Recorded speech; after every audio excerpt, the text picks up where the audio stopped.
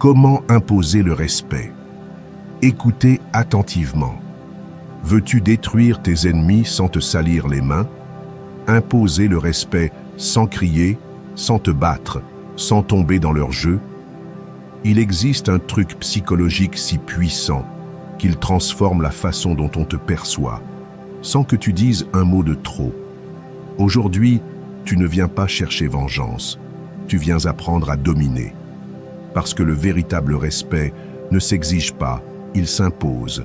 Et quand tu maîtrises ce principe, tu cesses d'être une proie facile et tu deviens une présence impossible à ignorer.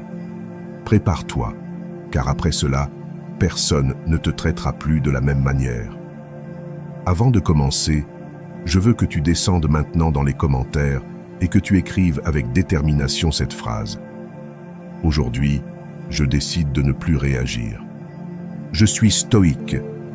Écris-le avec force, avec intention, avec un engagement total envers toi-même. Car en l'écrivant, tu ne la déclares pas seulement, tu la programmes dans ton esprit. Cette phrase est une décision, un code, une reprogrammation qui commence de l'intérieur et transforme la façon dont tu fais face à tes ennemis, aux conflits et au monde. Fais-le maintenant. Écris-le, car ce n'est pas une simple vidéo, c'est un entraînement mental. Enseignement 1. Arrête de te justifier devant ceux qui ne te valorisent pas.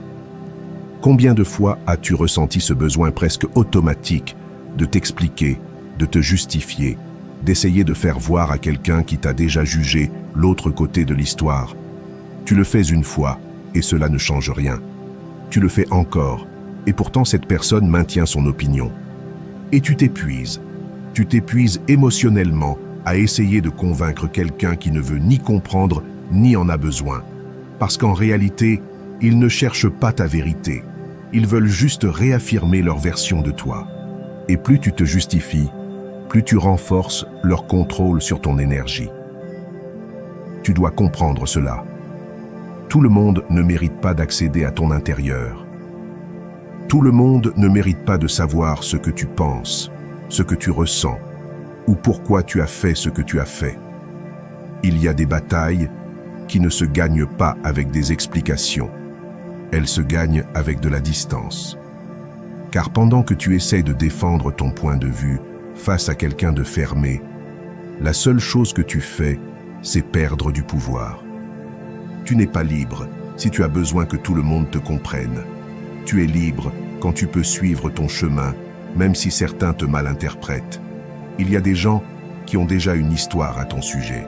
Ils ne t'écoutent pas pour comprendre, mais pour confirmer ce qu'ils ont déjà décidé de croire. Et peu importe combien tu t'efforces, leur esprit est fermé. Alors, pourquoi continues-tu à leur donner ta voix, ton temps, ton énergie? Tu n'es pas venu ici pour convaincre le monde. Tu es venu pour accomplir ton but. Et ton but n'a pas besoin d'être expliqué, il doit être vécu. Ton intégrité n'a pas besoin de défense, elle a besoin de cohérence. Ta vérité n'a pas besoin de crier, elle a besoin de consistance. Et je sais, ça fait mal de ne pas être compris. Ça fait mal d'être mal interprété. Ça fait mal que quelqu'un te juge sans connaître ce qu'il y a en toi. Mais il y a quelque chose qui fait encore plus mal. C'est de t'oublier en essayant de plaire aux autres.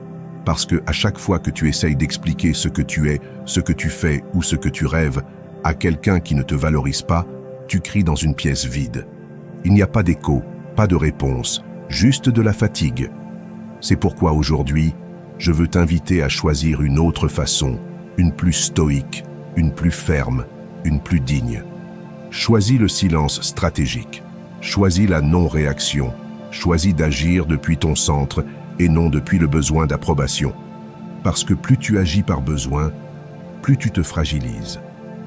Mais quand tu choisis d'agir par conviction, tout change. Ton langage corporel change, ton énergie change, ta présence impose le respect, sans dire un mot. Et ceux qui comptent vraiment le remarquent. Depuis le stoïcisme, Épictète nous a enseigné une vérité simple mais puissante. Il n'est pas nécessaire de te justifier devant ceux qui parlent mal de toi. Tu sais qui tu es, cela suffit. Et dans cette pensée, il y a la liberté. Parce que lorsque vous cessez de dépenser votre énergie à vous expliquer, vous la récupérez pour l'important, pour grandir, pour construire, pour avancer. La science le confirme.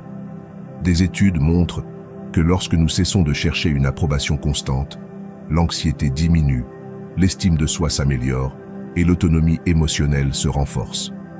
Se justifier constamment est une forme d'auto-abandon. C'est prioriser le jugement externe au-dessus de votre sérénité intérieure. Et cela ne vaut pas la peine.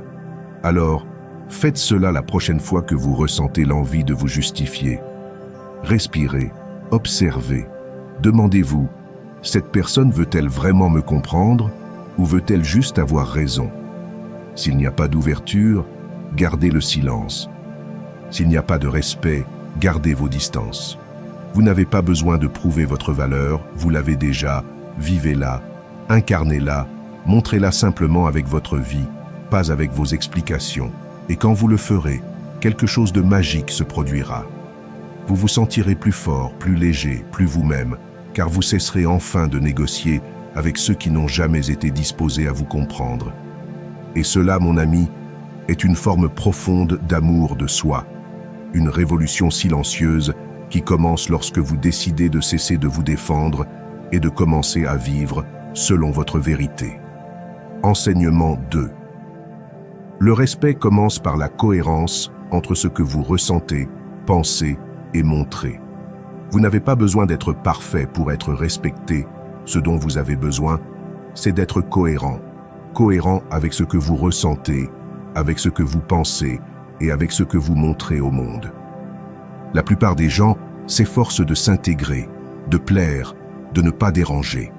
Et dans cet effort constant, ils finissent par se diluer, se déconnectent de leur essence, portent des masques qui ne représentent pas ce qu'ils sont vraiment, et même s'ils reçoivent peut-être de l'approbation, ils ne reçoivent jamais de respect authentique, car le véritable respect ne naît pas de la perfection, il naît de l'authenticité. Regardez autour de vous, il y a des personnes qui n'ont pas de grandes réalisations, qui ne prétendent pas être fortes, ni faire semblant d'avoir toutes les réponses, mais quand elles parlent, on les écoute, quand elles agissent, on les suit. Pourquoi?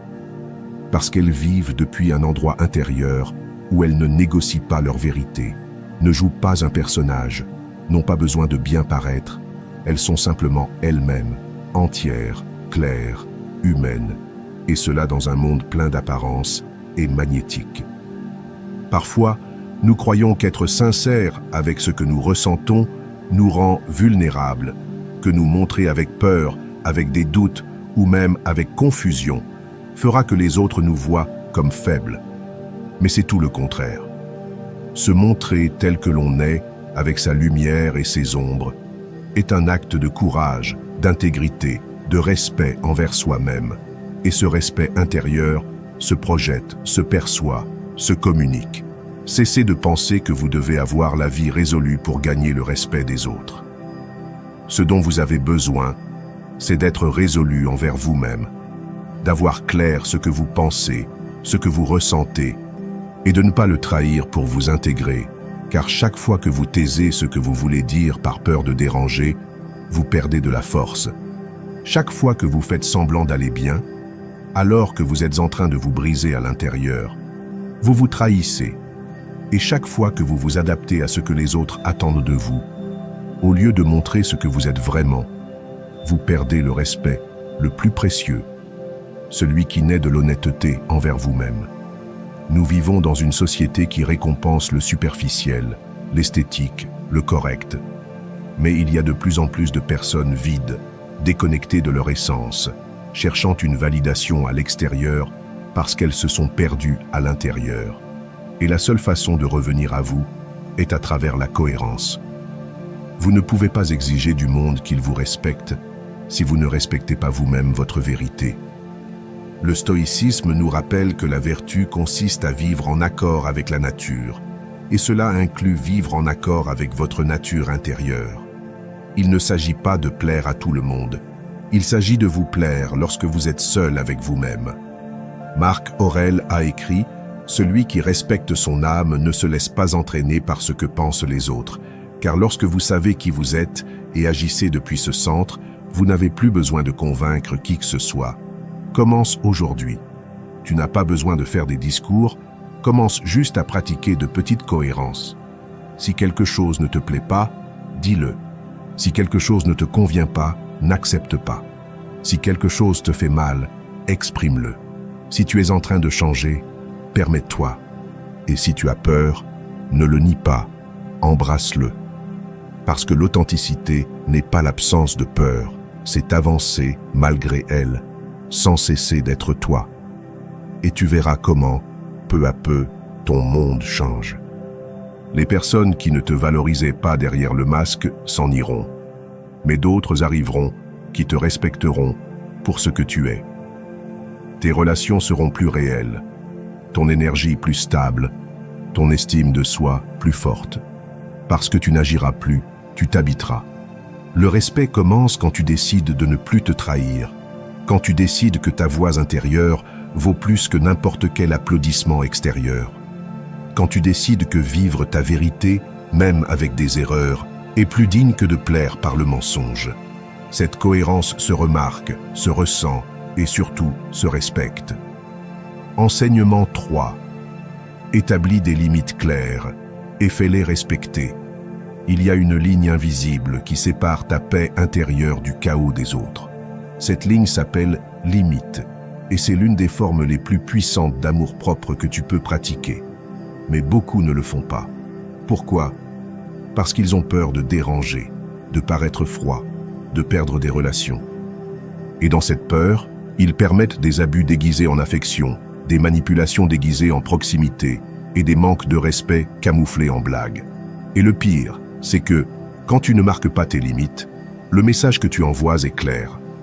Tu es prêt à tout supporter, même ce qui te détruit de l'intérieur. Dire non à ce qui te fait du mal est une déclaration de dignité. C'est te regarder dans le miroir et décider que tu mérites mieux. Il ne s'agit pas de construire des murs, mais de construire des portes que tu décides quand ouvrir et à qui. Il y a des personnes qui n'apparaissent que lorsqu'elles ont besoin de quelque chose. Et si tu n'établis pas une limite, elles resteront pour consommer le meilleur de toi sans rien donner en retour. C'est ta responsabilité de leur montrer jusqu'où elles peuvent aller avec toi. Car si tu ne le fais pas, elles le feront pour toi. Et ce sera rarement en ta faveur. N'aie pas peur de paraître dur. Aie peur de paraître disponible pour quiconque veut utiliser ton temps, ton énergie ou ta présence sans respect. Quand tu dis stop, tu n'es pas cruel, tu es clair. Et la clarté n'éloigne pas ceux qui te valorisent. Elle ne dérange que ceux qui profitaient de ton désordre émotionnel. Il y a des personnes qui n'ont pas besoin de plus d'explications. Elles ont besoin de limites, fermes, directes, non négociables. Établir des limites n'est pas de l'égoïsme. C'est la santé mentale. C'est de l'énergie protégée. C'est de l'estime de soi appliquée. C'est savoir que, même si tu veux être généreux, tu ne peux pas donner ce que tu n'as pas. Tu ne peux pas continuer à offrir ta paix pour maintenir des liens qui ne font que te drainer. Tu ne peux pas continuer à justifier celui qui te fait toujours du mal avec l'excuse que c'est comme ça, car tant que tu le permets, tu continueras à l'être. Comment commencer ? D'abord en définissant ce que tu tolères et ce que tu ne tolères pas. Quel type de langage, d'attitude ou de comportement ne veux-tu plus permettre dans ta vie ? Ensuite, quand une transgression se produit, parle avec fermeté, pas avec des cris, pas avec du drame, avec assurance, avec vérité. Car celui qui franchit une limite et ne reçoit pas de conséquences comprendra qu'il peut continuer à la franchir. Et si quelqu'un insiste pour ne pas la respecter, cette personne ne mérite pas une place dans ta vie, peu importe l'histoire qu'elle a. Le passé ne justifie pas la destruction du présent. Le stoïcisme enseigne que l'on doit vivre en harmonie avec sa raison et sa vertu. Et une partie de cette vertu est de mettre de l'ordre dans ce que tu permets. Épictète l'a dit clairement. N'explique pas ta philosophie, vis-la. Si tu dis que tu te respectes, prouve-le par des actes.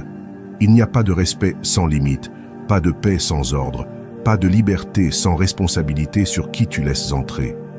Quand tu commences à établir des limites, quelque chose de profond change en toi.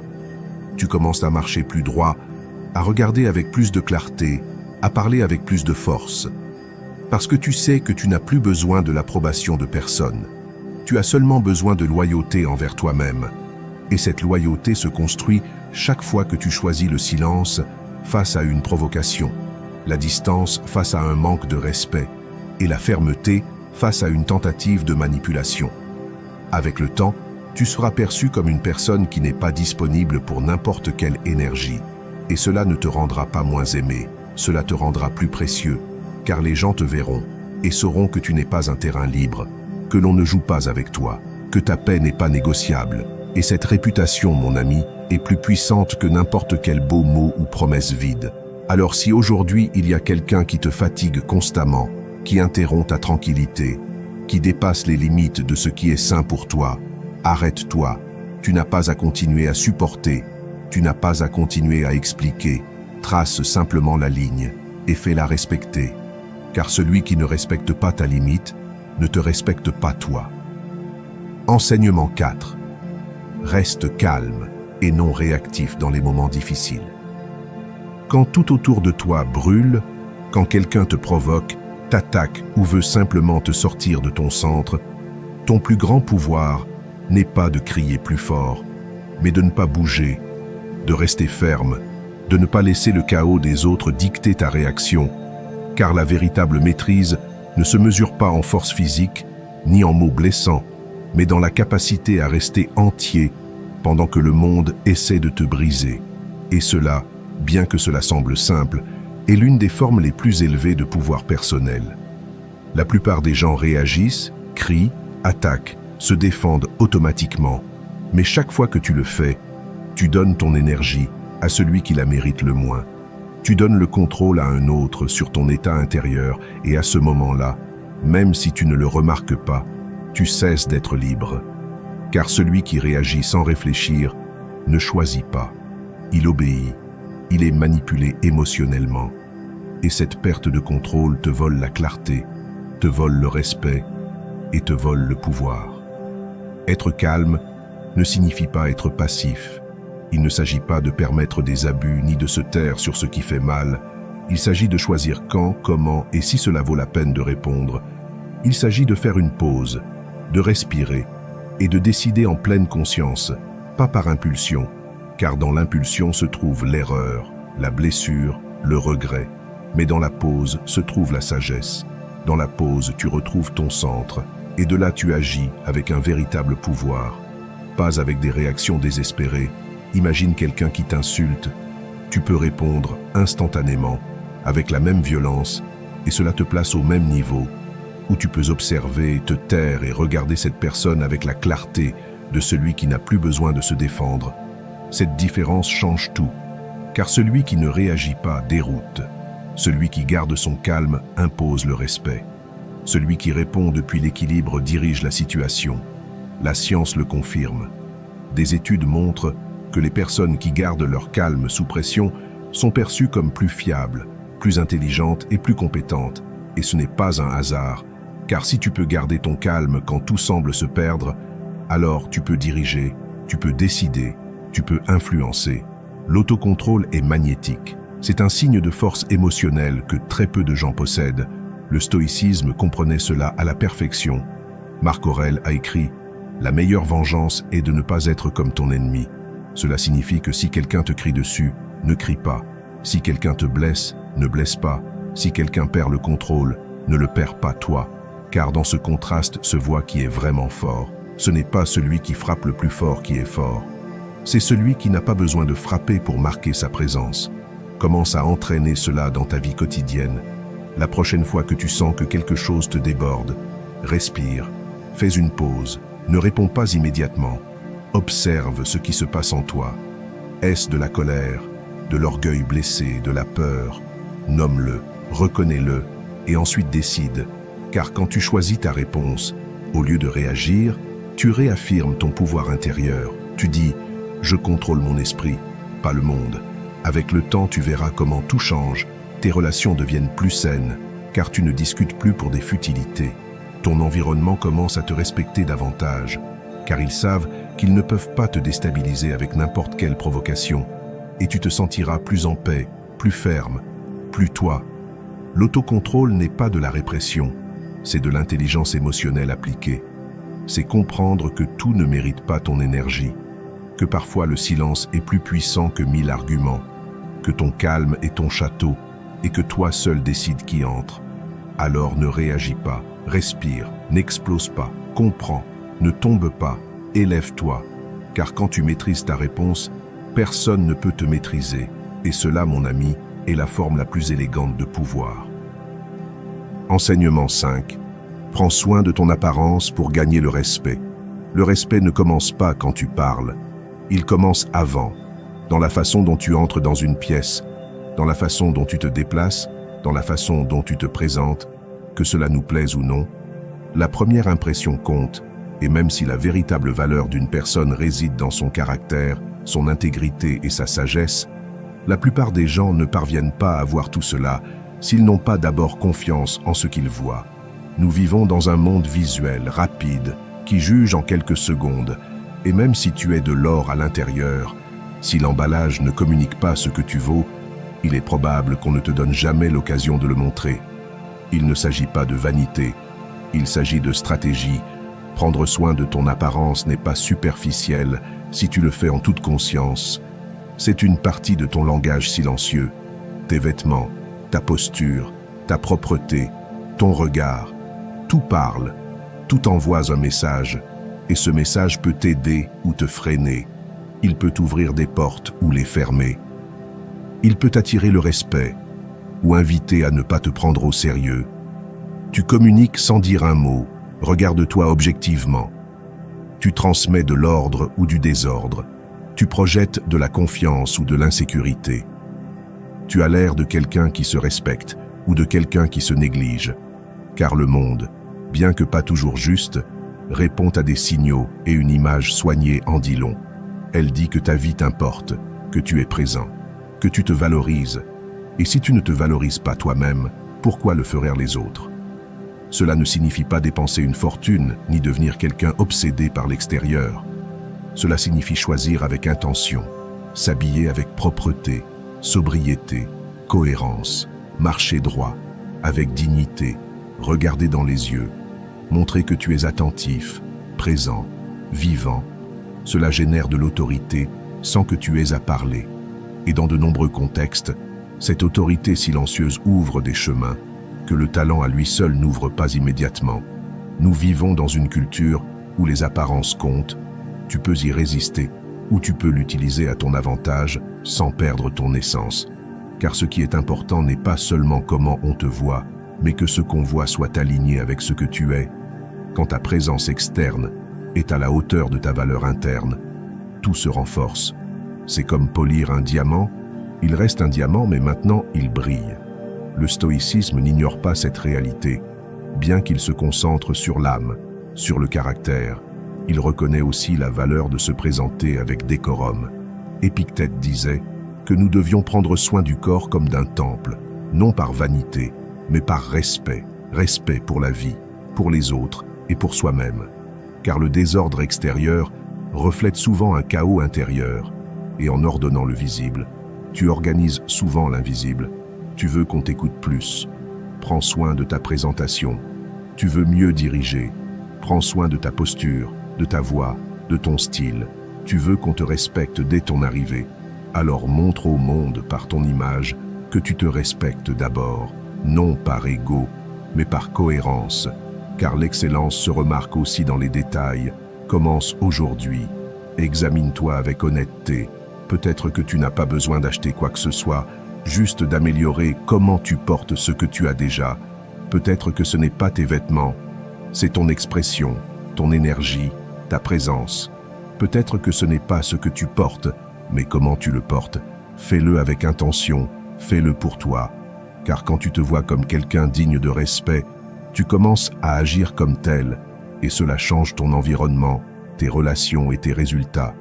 Tu n'es pas ici pour impressionner qui que ce soit, mais tu n'es pas non plus là pour passer inaperçu. Tu es là pour marquer ta présence, pour laisser une empreinte, pour marcher avec un standard élevé qui inspire le respect sans l'exiger. Et une partie de cela commence par la façon dont tu choisis d'apparaître devant le monde. Alors, regarde-toi dans le miroir et pose-toi cette question. L'image que je projette est-elle à la hauteur de qui je suis vraiment? Si ce n'est pas le cas, ajuste-la, car tu vaux trop pour être ignoré par négligence. Enseignement 6. Amélioration continue pour maintenir un avantage croissant sur tes ennemis.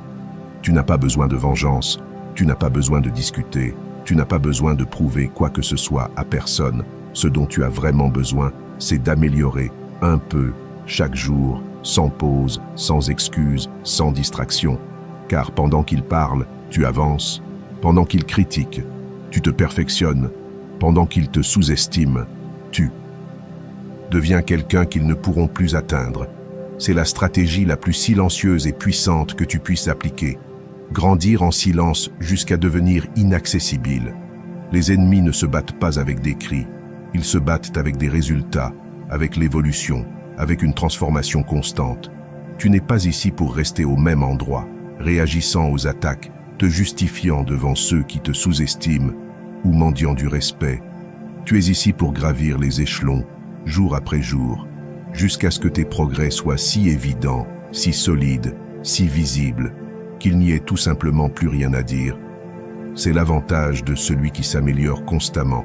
Il n'a pas besoin de répondre, car sa vie répond pour lui.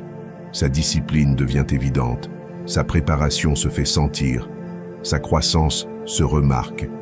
Et cette supériorité, qui ne naît pas de l'ego mais de l'effort, c'est celle qui fait vraiment taire ceux qui l'avaient auparavant pointé du doigt, car ils ne peuvent plus suivre le rythme, car pendant qu'ils stagnent dans les critiques, tu construis un empire intérieur, mais cela ne se fait pas du jour au lendemain. Cela se fait avec de petites décisions, répétées quotidiennement, lire 10 pages, s'entraîner 30 minutes, améliorer une compétence, éliminer une mauvaise habitude, affiner une pensée, un changement minimal qui, en s'accumulant avec constance, finit par produire une transformation massive. C'est la clé. L'amélioration silencieuse, celle qui ne cherche pas d'applaudissements, celle qui ne s'arrête pas quand personne ne regarde, celle qui devient inévitable.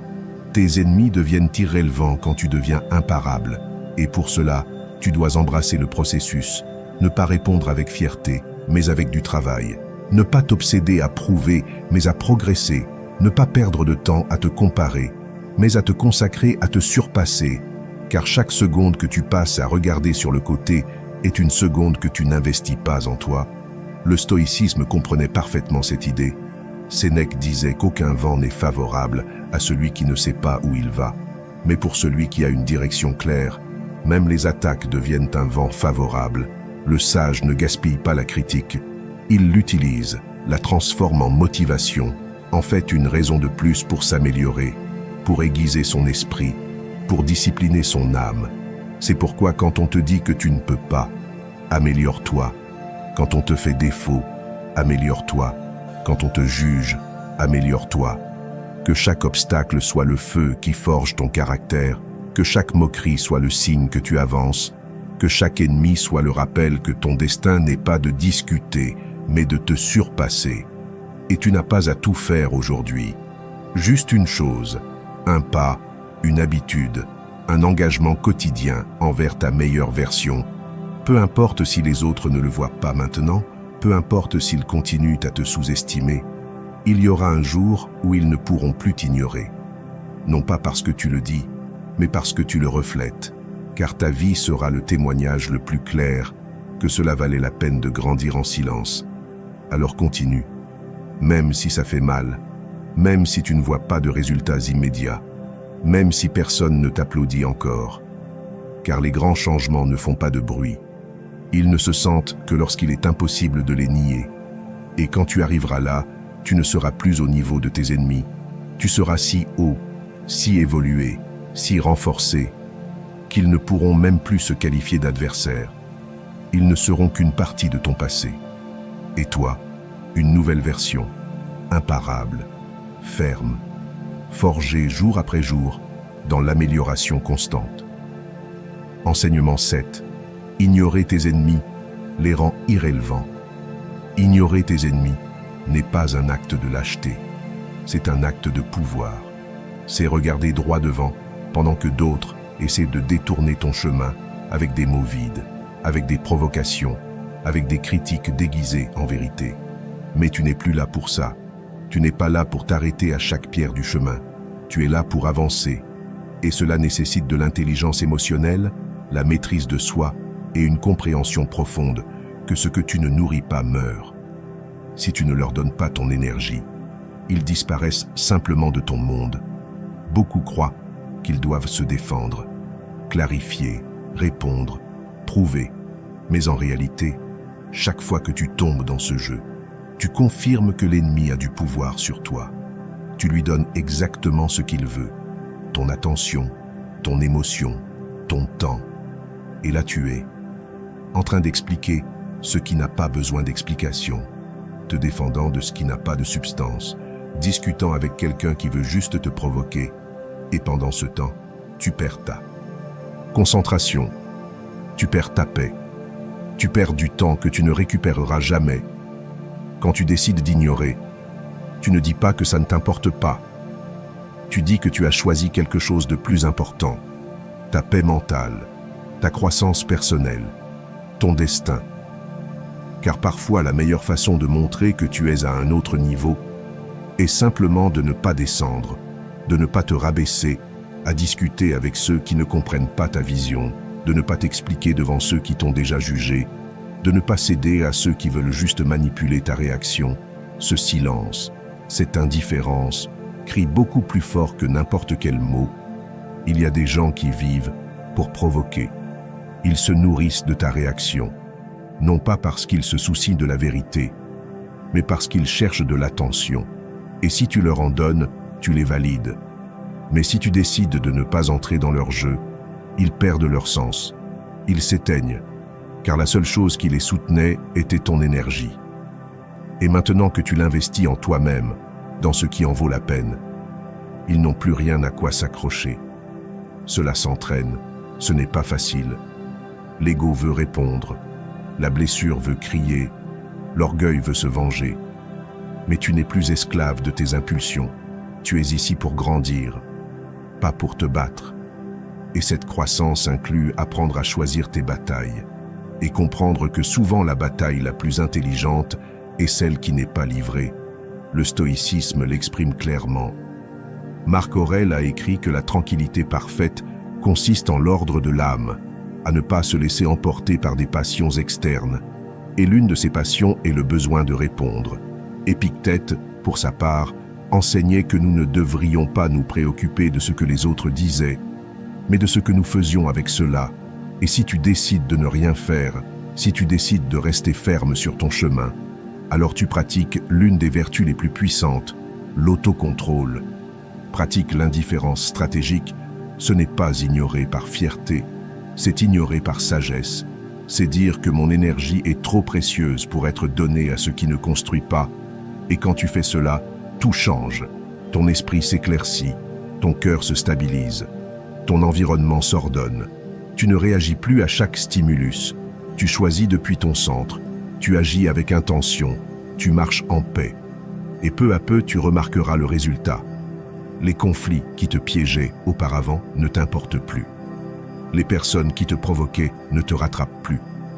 Les ennemis qui te prenaient le sommeil ne sont maintenant que des échos lointains, car tu n'es plus en guerre, tu es en construction, tu es en évolution, tu es dans un processus si profond qu'il ne peut pas être arrêté par des bruits superficiels.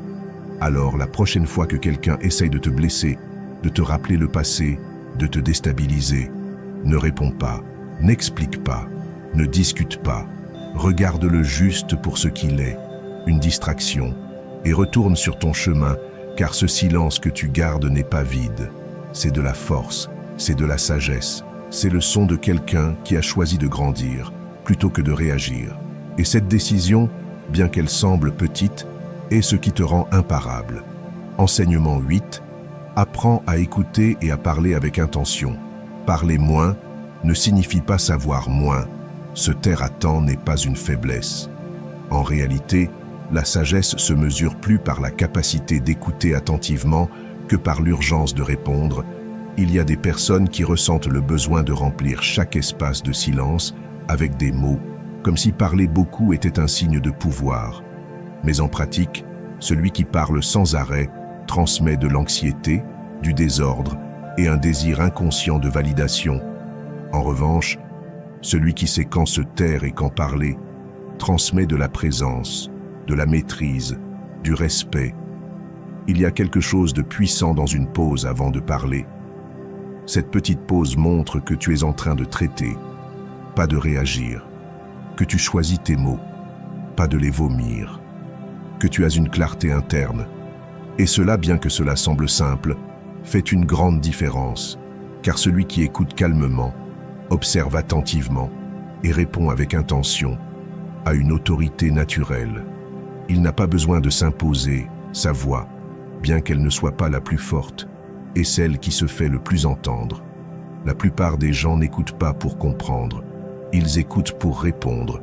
Ils attendent leur tour pour parler, interrompent, prennent de l'avance, coupent des idées, et sans s'en rendre compte, ils perdent de l'influence.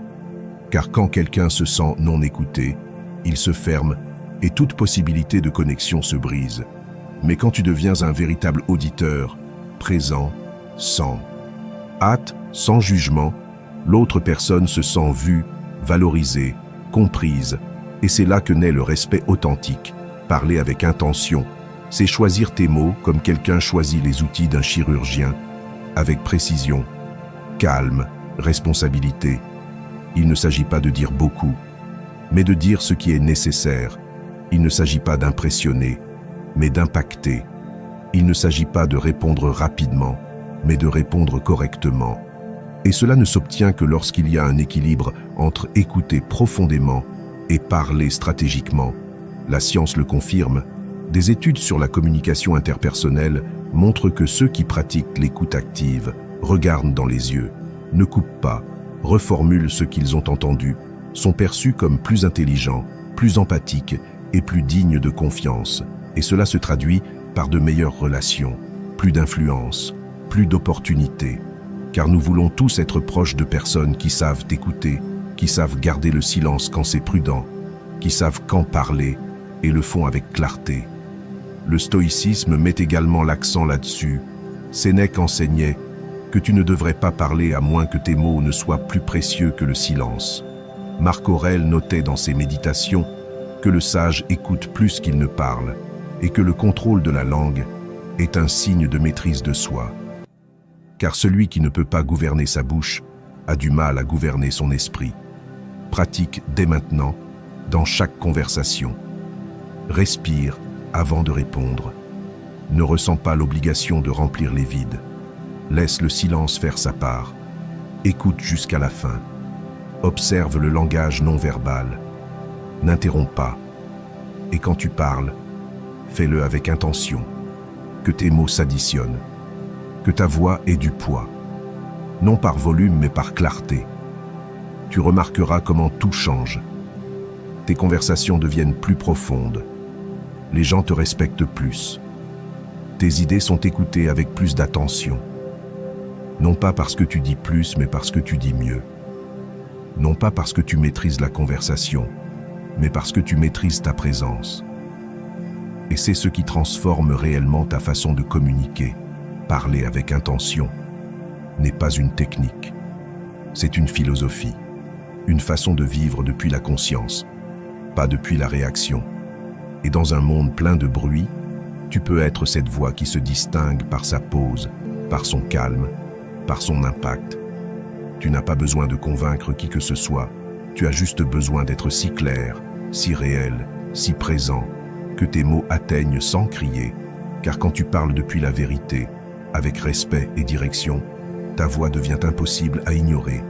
Et c'est un pouvoir silencieux, un pouvoir stoïque, un pouvoir réel. Enseignement neuf, ne permet jamais qu'on te voie supplier, ne permet jamais qu'on te voie supplier, non pas parce que tu es fier, mais parce que tu as de la dignité, parce que tu sais ce que tu vaux, parce que tu comprends que tout ce qui est mendié coûte cher à l'âme. Chaque fois que tu supplies de l'amour, de l'attention ou de la reconnaissance, tu dis à l'autre et à toi-même que tu ne le mérites pas naturellement.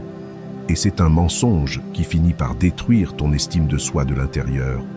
Le problème est que souvent nous confondons l'insistance avec l'amour et le silence avec la perte. Mais ce n'est pas le cas. Ce qui ne coule pas librement ne vaut pas la peine d'être forcé. Et ce qui doit être poursuivi pour rester est déjà en train de partir. Supplier ne fonctionne pas seulement. Cela te rabaisse. Cela te transforme en quelqu'un qui met sa valeur entre les mains d'un autre. Et personne ne respecte celui qui est prêt à renoncer à lui-même pour plaire. Celui qui se traîne pour être aimé finit par être piétiné.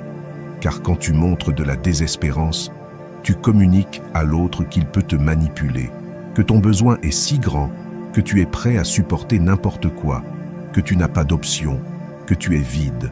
Et cela, au lieu de générer de la proximité, génère de la distance. Personne ne veut être avec celui qui supplie.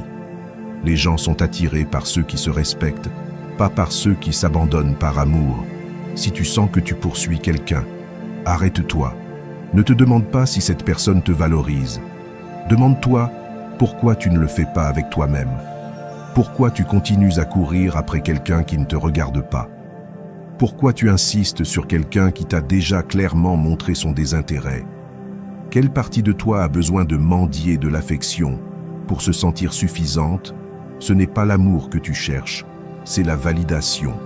Et cela ne se trouve pas à l'extérieur, cela se construit à l'intérieur. La prochaine fois que tu ressens cette impulsion d'écrire ce message, d'envoyer cet audio, de chercher une explication, de demander une autre chance, freine, respire.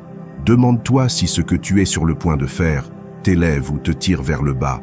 Si tu le fais par conviction ou par vide, si cela te représente ou te réduit, et si la réponse est que cela te rend plus petit, choisis le silence. Le silence n'est pas une faiblesse, c'est du respect de soi. Souviens-toi que ce qui est à toi te choisit, ce qui vaut la peine reste sans être forcé. Ce qui est aligné avec ton essence ne te demande pas de te trahir pour le maintenir. Et si tu dois devenir une autre personne pour être accepté, ce n'est plus de l'amour, c'est de la dépendance. Tu ne peux rien construire de durable depuis la peur de perdre. Le stoïcisme l'enseigne fermement. Épictète disait que nous ne devrions dépendre de rien d'extérieur pour notre paix intérieure, car ce qui dépend d'un autre ne t'appartient pas, et ce que tu ne peux pas contrôler ne devrait pas contrôler ton humeur. Si tu es bien seul, si tu es en paix avec toi-même, si tu te connais et te respectes, alors personne ne peut te faire supplier, car tu sais que ta valeur est interne, complète, et n'est pas soumise à l'acceptation des autres. Marche la tête haute, même si ça fait mal, même si tu ressens l'impulsion de demander une explication, même si tu manques de réponse. Ne tombe pas, ne te brise pas pour quelqu'un qui n'est pas prêt à te voir dans ton intégralité, car celui qui t'aime bien ne te fait pas douter de toi, et celui qui te respecte n'a pas besoin de te voir mendier. Et si tu as perdu quelqu'un en cessant de supplier, en réalité tu n'as rien perdu. Tu as gagné la liberté, tu as retrouvé ton centre, tu es revenu à toi, car ta valeur ne se négocie pas, ne se discute pas, ne s'explique pas, elle se ressent. Et celui qui ne le voit pas n'est tout simplement pas prêt à être avec toi. Alors continue sans rancœur, sans haine, mais aussi sans supplier, car chaque fois que tu choisis de ne pas te rabaisser, ton âme se renforce, ta présence devient plus ferme, ton respect grandit, et tôt ou tard, la vie te met face à des personnes qui n'ont pas besoin de te voir tomber pour savoir combien tu vaux. Des personnes qui ne te font pas supplier, car elles te choisissent avec la même fermeté avec laquelle tu as déjà appris à te choisir. Enseignement 10. Reconnais que tes plus grands ennemis peuvent être internes. Parfois tu es tellement concentré sur ce qui se passe à l'extérieur, sur les personnes qui te critiquent, sur les circonstances que tu ne peux pas contrôler, sur les obstacles visibles, que tu oublies de regarder à l'intérieur. Et c'est là que se trouvent tes véritables ennemis. Ils ne sont pas dans ce qui t'entoure, ils sont dans ce qui t'habite, dans cette voix qui te dit que tu n'es pas suffisant, dans ce doute qui apparaît juste avant que tu oses, dans cette peur déguisée en prudence qui te retient quand tu devrais avancer. Ce qui te limite le plus n'est pas le monde, C'est ce que tu crois sur toi-même, la peur d'échouer, la peur du rejet, la peur de perdre, la peur d'être vu tel que tu es. Tout cela ne naît pas des autres, cela naît de toi, de ce que tu as vécu, de ce qu'on t'a dit, des fois où tu n'as pas été validé. Et sans t'en rendre compte, tu construis une prison mentale avec ces peurs, et ensuite tu vis en essayant de te battre à l'extérieur, alors qu'en réalité, tu es prisonnier à l'intérieur. Mais je te dis une chose, aucun ennemi externe ne pourra te vaincre si tu parviens à vaincre ce que tu portes à l'intérieur. Tu ne peux pas contrôler ce que les autres pensent, mais tu peux changer ce que tu penses de toi. Tu ne peux pas empêcher les autres de te critiquer, mais tu peux travailler pour que ces critiques ne te définissent pas. Tu ne peux pas vivre en attendant un environnement parfait pour avancer. Tu dois apprendre à avancer avec peur, avec doute, avec blessure. Car si tu attends d'être prêt, tu ne commenceras jamais. Ta force ne réside pas dans l'élimination de tout ce qui t'effraie. Elle réside dans l'apprentissage à te déplacer malgré cela. L'esprit est une arme puissante. Elle peut être ton allié le plus fidèle ou ton bourreau le plus cruel. Tout dépend de la façon dont tu l'entraînes, et cela nécessite de la conscience. Que penses-tu quand tu te regardes dans le miroir? Comment te parles-tu quand tu échoues? Quelle histoire te répètes-tu chaque jour? Car si dans ta tête n'habite que l'autocritique, l'insécurité et la peur, alors ton pire ennemi t'accompagne partout. Et il n'y a pas de succès qui puisse se maintenir avec un esprit qui sabote tout ce que tu touches. Commence à appliquer les principes que tu utilises pour vaincre à l'extérieur, aussi à l'intérieur. Objectif, que veux-tu vraiment? Autoconscience, quelles émotions? Te domine quand les choses ne se passent pas bien. Intelligence émotionnelle. Tu sais reconnaître tes pensées sans croire tout ce qu'elles disent. Soutien. Tu es entouré de personnes qui t'élèvent ou qui renforcent tes doutes. Amélioration continue. Tu apprends à t'aimer, à avoir confiance, à te corriger sans te détruire. Cherche de l'aide si nécessaire. Il n'y a rien de plus courageux que celui qui décide de guérir. Tu n'es pas brisé. Tu fais juste face à des batailles que l'on ne t'a pas appris à mener. Mais maintenant, tu peux apprendre. Tu peux observer tes schémas. Tu peux remettre en question tes croyances. Tu peux reconstruire ta valeur de l'intérieur. Car une fois que tu te libères de ce qui te limite intérieurement, le monde extérieur cesse d'être une menace. Le stoïcisme le disait clairement. Sénèque affirmait que l'homme souffre plus dans son imagination que dans la réalité. Et c'est vrai. La souffrance mentale pour ce qui pourrait arriver, pour ce que tu n'as pas, pour ce que tu crains de perdre, est souvent plus grande que le fait lui-même. Mais il disait aussi que le sage s'occupe plus de se maîtriser que de contrôler le monde, car là réside le pouvoir de gouverner ton monde intérieur. Quand tu reconnais que ton ennemi le plus fort peut vivre en toi, tu as déjà fait le premier pas pour te libérer, car tu ne blâmes plus les autres. Tu n'attends plus que le monde change. Tu prends tes responsabilités. Tu regardes en face ce qui te paralyse. Tu décides de grandir. Et cette croissance ne sera pas immédiate, mais elle sera réelle. Tu commenceras à avoir plus confiance, à penser plus clairement, à agir plus fermement, à cesser de te saboter, à lâcher la peur de ce que les autres diront. Car ton esprit, autrefois un champ de bataille, devient ta force. Et quand cela se produit, il n'y a plus d'ennemi qui puisse te vaincre, car celui qui triomphe à l'intérieur triomphe toujours. Enseignement 11. La colère et le ressentiment ne te lient qu'à tes ennemis.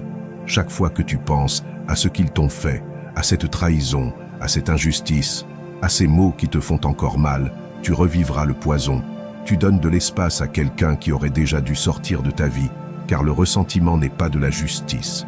C'est une prison. Et le pire, c'est qu'il n'enferme pas celui qui t'a blessé. Il t'enferme toi, ta paix, ta capacité à être présent, ton énergie qui pourrait être en train de construire, mais qui au contraire se vide, se rappelant ce que tu ne peux plus changer. La colère est un piège émotionnel. Elle se déguise en force, en dignité, en justice, mais en réalité, elle te rend faible. Elle te met en mode réactif. Elle te fait revenir encore et encore à la blessure, comme si l'ouvrir encore une fois allait te donner la paix. Mais ce n'est pas le cas. Ce qu'elle fait, c'est maintenir vivante l'influence de ton ennemi. car tant que tu ne lâches pas, il continue à gagner. Non pas parce qu'il est plus fort, mais parce qu'il a encore de l'espace dans ton esprit. Et je comprends, la douleur est réelle, la trahison fait mal, la déception brûle. Mais tu dois décider si tu veux avoir raison ou si tu veux avoir la paix, car tu ne peux pas avoir les deux si tu vis en attendant que l'autre paie, qu'il s'excuse, qu'il reconnaisse le mal. Tu es lié à une attente qui peut ne jamais se réaliser. Et pendant ce temps, tu restes enchaîné. Mais si tu choisis de pardonner, non pas parce qu'il le mérite, mais parce que tu mérites d'être libéré, alors quelque chose de profond change. Tu deviens libre. Le pardon n'est pas l'oubli. Ce n'est pas justifier. Ce n'est pas nier ce qui s'est passé. C'est dire « cela m'a fait mal, mais je ne veux plus le porter ». C'est prendre le contrôle de ton énergie. C'est fermer la porte au passé pour pouvoir construire depuis le présent. C'est te choisir. Car tant que tu es en guerre interne avec quelqu'un qui ne pense même plus à toi, tu perds une bataille que tu es le seul à mener. Pratique le pardon actif. N'attends pas de te sentir prêt. Commence aujourd'hui. Écris ce qui t'a fait mal. Reconnais-le. Pleure-le si nécessaire. Mais ensuite décide de le lâcher. Non pas par faiblesse, mais par force. Car quand tu choisis de guérir, tu te priorises. Tu récupères ta clarté mentale. Tu dis « Je ne te donne plus de pouvoir sur moi ». Et cela est plus puissant que n'importe quelle vengeance. Le stoïcisme est clair à ce sujet.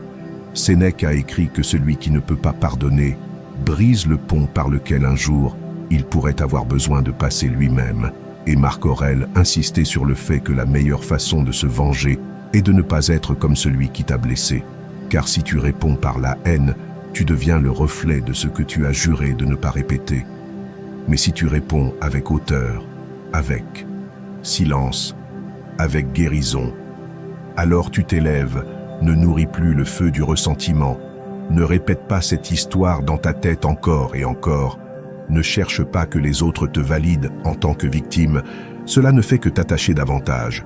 Au lieu de cela, concentre-toi sur toi, sur ta paix, sur ton bien-être émotionnel, entoure-toi de personnes qui te rappellent qui tu es sans avoir à parler du passé.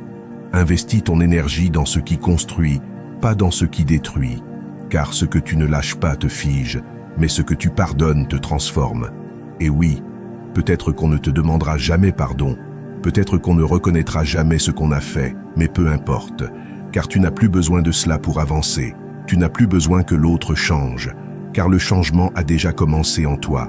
Et cela, mon ami, est la liberté, la vraie liberté, la liberté stoïque, la liberté intérieure. Alors lâche prise, non pas pour eux, mais pour toi, car tu mérites une vie sans chaînes invisibles. Je mérite un esprit clair, un cœur léger, une existence qui ne soit pas déterminée par de vieilles blessures.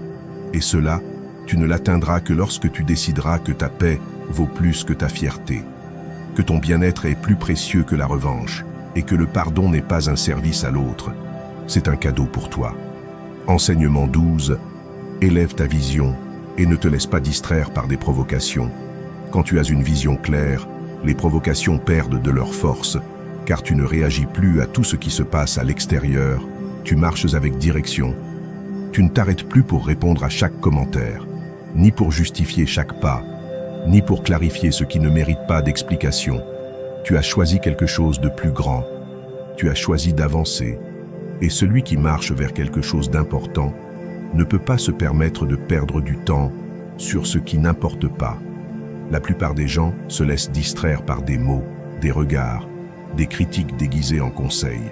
Ils s'arrêtent pour se battre avec ceux qui ne comprennent pas leur chemin, pour expliquer leurs décisions à ceux qui n'ont jamais construit quoi que ce soit, pour répondre aux provocations de personnes qui veulent juste les voir tomber, et dans cette usure, ils oublient leur but, ce qui les a motivés à commencer, la raison pour laquelle ils ont commencé à changer, à grandir, à avancer. Mais tu n'es pas là pour ça. Tu n'es pas là pour réagir. Tu es là pour construire.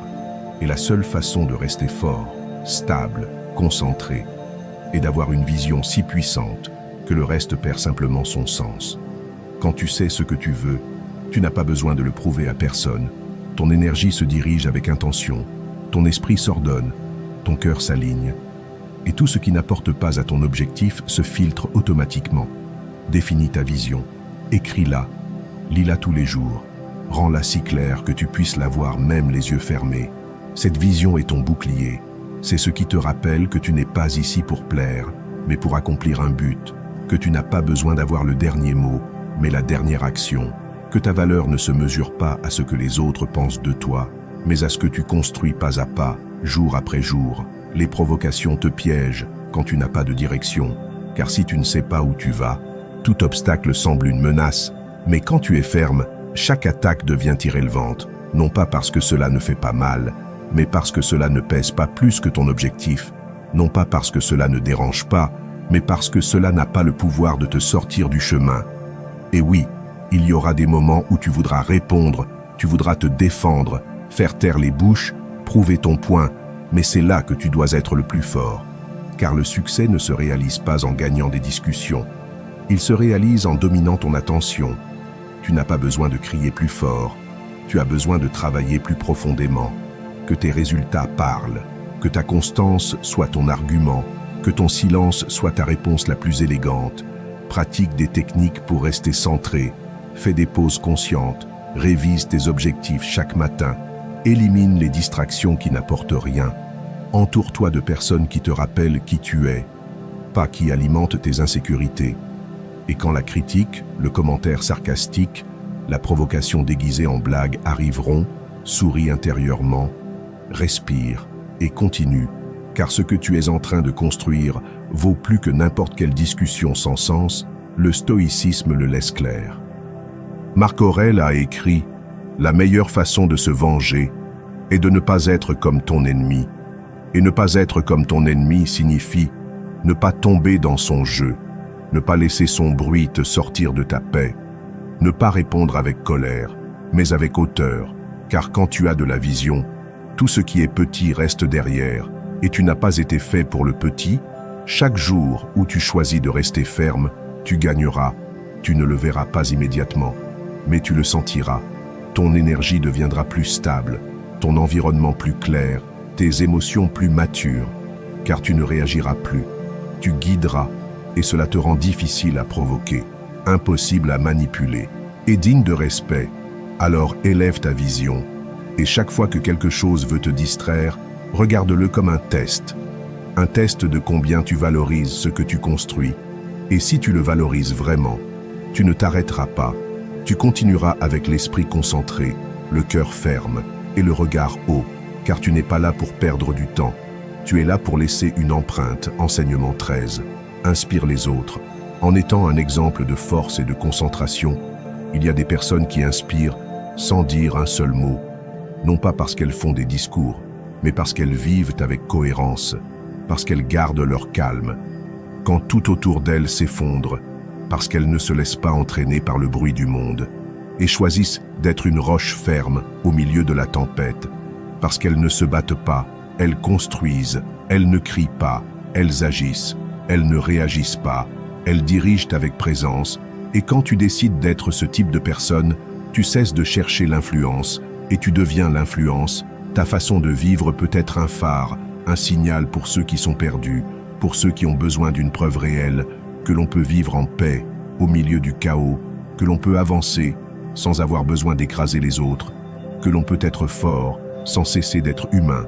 Et cela ne se réalise pas depuis l'orgueil, ni depuis l'apparence.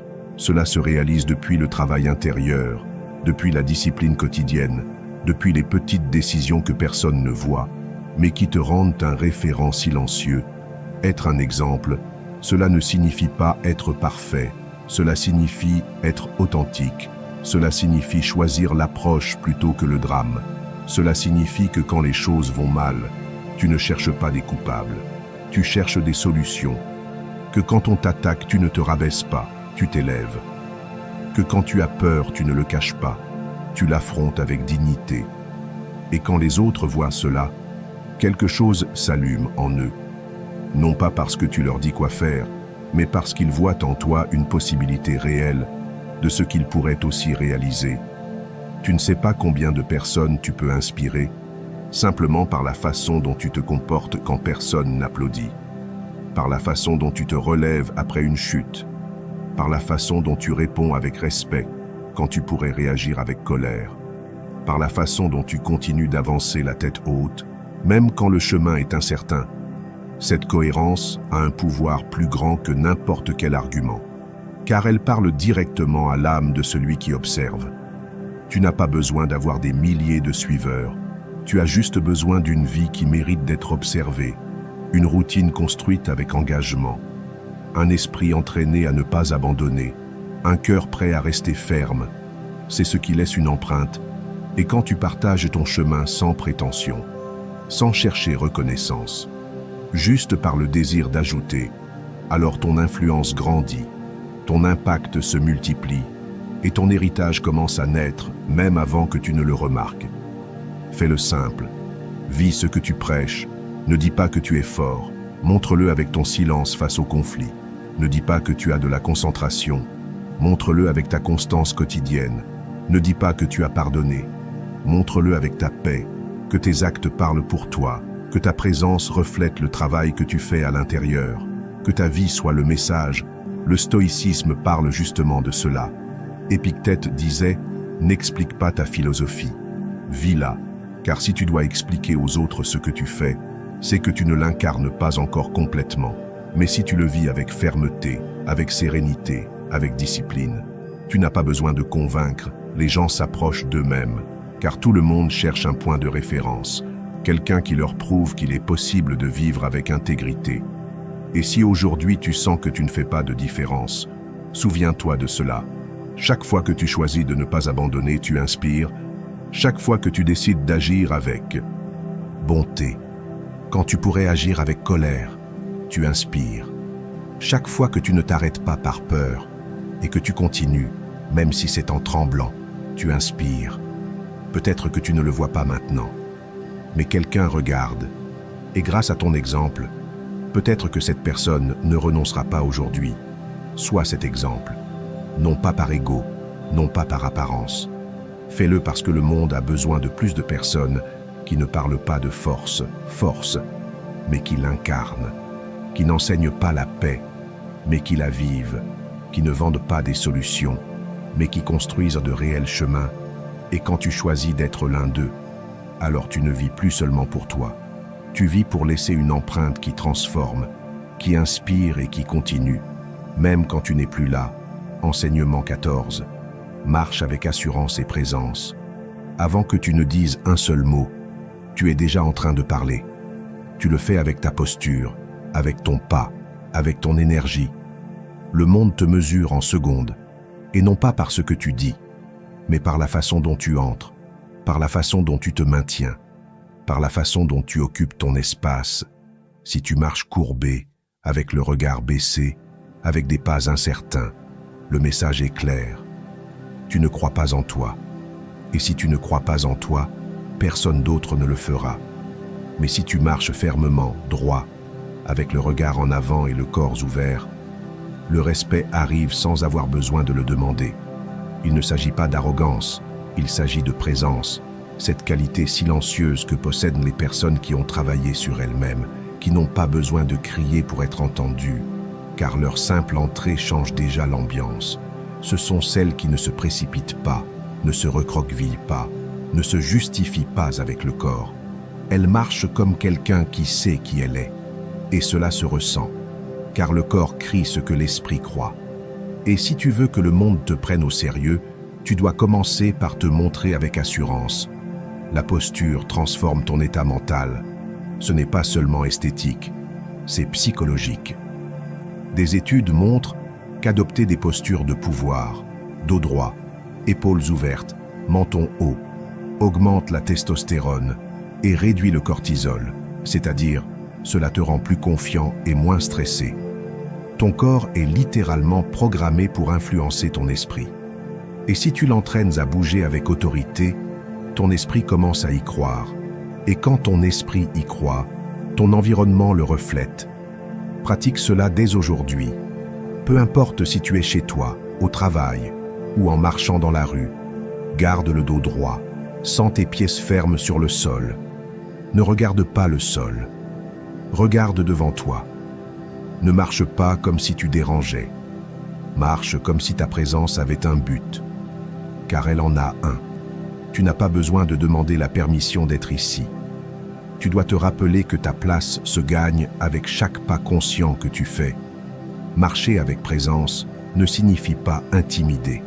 Cela signifie t'habiter complètement, être connecté avec toi-même, pas avec le jugement des autres. Quand tu marches avec assurance, tu n'as pas besoin de mots pour que l'on te respecte. Tu n'as pas besoin de prouver quoi que ce soit, car le langage de ton corps a déjà tout dit. Je suis ici, je suis ferme, je n'agis pas, je suis moi, sans permission, sans doute, sans peur. Le stoïcisme le comprenait aussi. Épictète disait que nous devions vivre comme si nous étions toujours observés, non par paranoïa, mais par intégrité. Car si tu maintiens ta posture même quand personne ne te voit, tu entraînes ton âme à se soutenir. Et celui qui soutient son âme, soutient son corps. Marcher comme si tu avais des témoins, c'est marcher avec un but. C'est dire « je ne suis pas un de plus, je ne passe pas inaperçu, je suis éveillé dans ma démarche, prends-toi au sérieux, car personne d'autre ne le fera si tu ne le fais pas d'abord. » Et cela commence par la façon dont tu te présentes dans le monde. Marche comme si le sol t'appartenait, comme si chaque pas laissait une empreinte, comme si ton énergie nettoyait l'espace par où tu passes. Ne te recroqueville pas, ne te cache pas, n'agis pas comme si tu n'avais pas d'importance, car tu as de l'importance, ton message a de l'importance, ton histoire a de l'importance, ta présence a de l'importance, et tu n'as pas besoin d'attendre de te sentir en sécurité pour marcher ainsi. Fais-le même si tu ne le ressens pas encore, car le corps est plus sage que la peur. Et si tu l'entraînes à marcher avec fermeté, ton esprit le suivra peu à peu, pas à pas, jusqu'à ce qu'un jour tu te regardes dans le miroir et dises « Je n'agis plus. Cette assurance est réelle. Elle est née de moi. Je l'ai construite avec chaque pas. Marche ainsi, comme si chaque pas était une. » Affirmation silencieuse de ta valeur, comme si le monde avait besoin de ta présence ferme pour se rappeler qu'il est possible de vivre avec intégrité. Car quand tu t'habites avec assurance, le respect arrive tout seul et tu n'as pas besoin de le demander. Tu as juste besoin de marcher et de te soutenir. Enseignement 15. Utilise l'humour pour désarmer les conflits. Quand quelqu'un te provoque, ne réponds pas avec colère. Réponds avec un sourire, mais pas un sourire vide.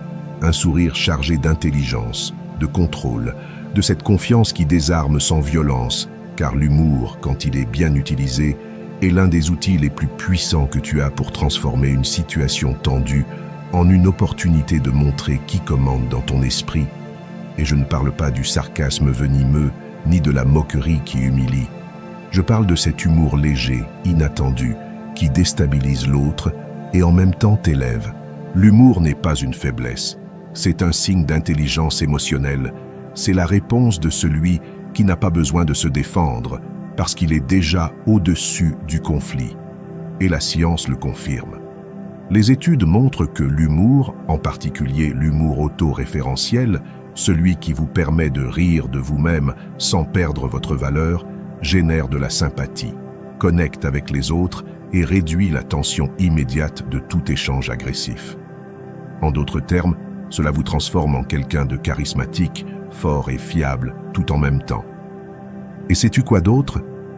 L'humour te protège, car lorsque tu peux faire une blague sur toi-même, tu montres que tu n'es pas sur la défensive, que tu n'es pas fragile, que tu n'as pas peur d'être vu, que tu es si à l'aise avec toi-même que tu n'as rien à prouver.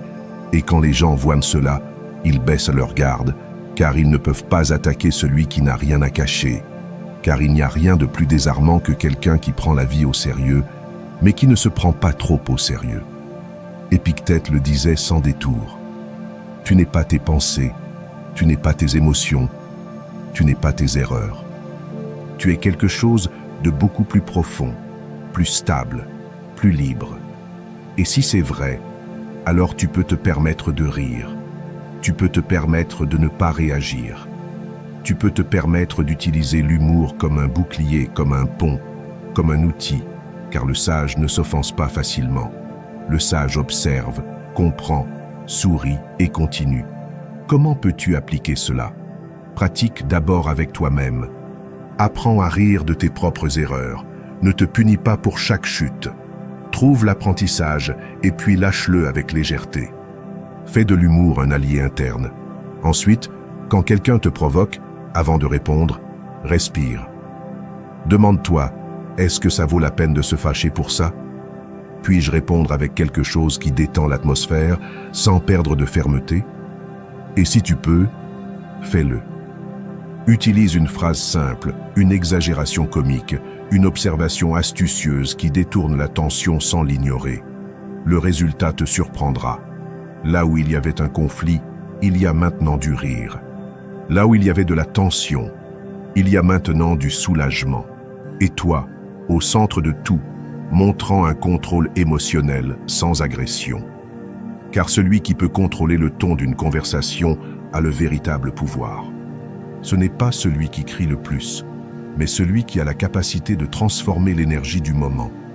L'humour n'est pas seulement pour divertir, c'est pour diriger, pour communiquer sans confronter, pour garder le contrôle sans perdre son humanité, pour montrer que tu es éveillé, conscient, présent et au-dessus du drame.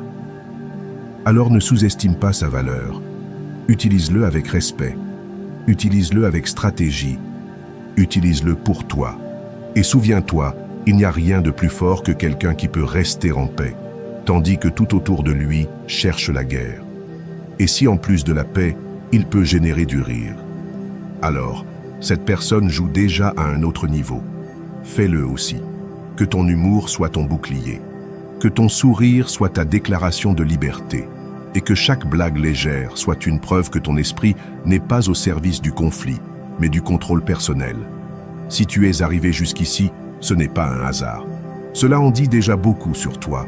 Cela signifie que tu es engagé dans ta transformation, que tu es prêt à cesser de réagir comme les autres et à commencer à t'imposer avec intelligence, avec maîtrise, avec respect. Maintenant, avant de partir, retourne dans les commentaires et réaffirme ton engagement en écrivant « Aujourd'hui, je décide de ne plus réagir. Je suis stoïque. » Fais en sorte que cette phrase s'inscrive dans ton subconscient comme un principe de vie. Écris-la non seulement pour aujourd'hui, mais pour la personne que tu es décidé à devenir à partir de maintenant. Et si ce message a résonné en toi, laisse un like à la vidéo, abonne-toi et continue à entraîner ton esprit, car ce qui vient sera encore plus puissant.